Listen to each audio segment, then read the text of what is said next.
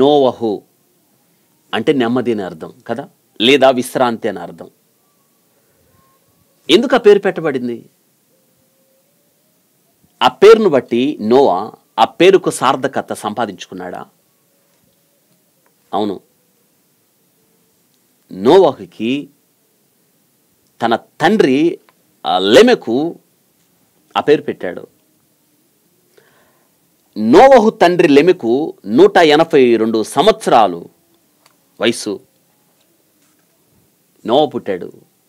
కానీ ఆ 182 సంవత్సరాల కష్టాలు అన్నీ ఇన్ని కాదు. ఎందుకు? సాగు చేస్తున్నాడు, ఫలసాయం రాదు. ఎందుకు? నేల శపించబడింది ఆదామును బట్టి, ముళ్ళు గచ్చిపొదలు. భూమి తన సారాన్ని కోల్పోయింది మానవుని యొక్క పాపమును బట్టి. ఎంత కష్టపడినా ఫలసాయం రాదు. కాబట్టి ఆ వ్యవసాయపు సాగులో లెమెకు పడిన కష్టాలు అన్నీ ఇన్ని కాదు. కష్టపడుతున్నాడు కానీ తనకు విశ్రాంతి లేదు. ఆ సమయంలో నోవహు పుట్టాడు. పేరు పెట్టాడు నోవహు అనగా ఇకనైనా దేవుడు నాకు నెమ్మదిస్తాడు, ఇకనైనా దేవుడు నా కష్టాలు కడతేరుస్తాడు, ఇకనైనా దేవుడు నా కష్టానికి తగిన ప్రతిఫలం ఇస్తాడు, ఇకనైనా దేవుడు నన్ను జ్ఞాపకం చేసుకుంటాడు, నాకు నా కుటుంబానికి నెమ్మదిస్తాడు అని తన కుమారుడికి ఆ పేరు పెట్టుకున్నాడు. నోవహు అనగా నెమ్మది, విశ్రాంతి అనే అర్థం. మరి నోవహు అలా బ్రతికాడా? బ్రతికాడు. భూమి పాడైపోయింది, భూమి బలాత్కారముతో నిండిపోయింది. నరుల యొక్క ఊహ తలంపు కేవలము చెడ్డదని ఎరిగి నరులను చేసినందుకు దేవుడు సంతాపపడ్డాడని వాక్యంలో మనం చదువుతాం. ఆదికాండం 6:9 భూమిని నాశనము చేయాలనుకున్నప్పుడు దేవుడు నోవహుతో అంటున్నాడు, నోవహు నీతిమంతుడు, తన తరములో నిందారహితుడై ఉండెను, నోవహు దేవునితో కూడా నడిచినవాడు. అద్భుతం. నోవహు అంట దేవునితో కూడా నడిచినవాడు, దేవునితో కూడా. నిజంగా అంత గొప్ప విషయం. లోకం అంతా ఒక దిక్కు, లోకమంతా ఒక దారి, కానీ నోవహుది ఒక దారి, దేవునితో నడిచెను. నోవహు నీతిమంతుడని చదువుతున్నాం మనం. నోవహు నీతిమంతుడు. నిజంగా కళంకము నిండిన లోకంలో నీతిమంతుడిగా బ్రతకడం మాటలా? లోకమంతా ఒక దారిలో నడుస్తున్నప్పుడు తను దేవుని మార్గంలో నడవడం అంటే మాటల? తనే కాదు, తన కుటుంబం. నోవహు 3 కుమారులు, హాము, షెము, యాపేతు, 3 కోడళ్ళు, భార్య, మొత్తం 8 మంది. అద్భుతం.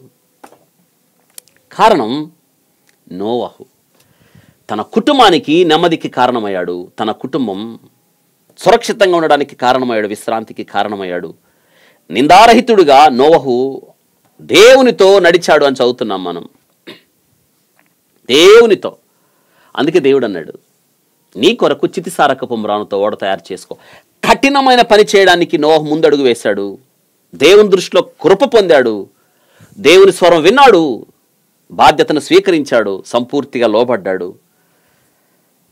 హెబ్రీ గ్రంథకర్త రాస్తాడు, విశ్వాసంతో జీవించాడని 11వ అధ్యాయం 7వ వచనం. విశ్వాసమును బట్టి నోవహు అది వరకు చూడని సంగతులను గూర్చి దేవుని చేత హెచ్చరింపబడి భయభక్తులు గలవారై తన ఇంటి వారి రక్షణ కొరకు, చూసారా, భయభక్తులు కలిగిన వాడై దేవుని చేత హెచ్చరిక చేయబడి ఇంటి వారి రక్షణకు కారణమయ్యాడు. అక్కడున్న ప్రజానీకానికి, చెడిపోయిన వారికి సువార్త ప్రకటించాడని రాయబడ్డది. 2వ పేతురు పత్రిక 2:5 నీతిని గురించి ప్రకటించాడు అని. అవును,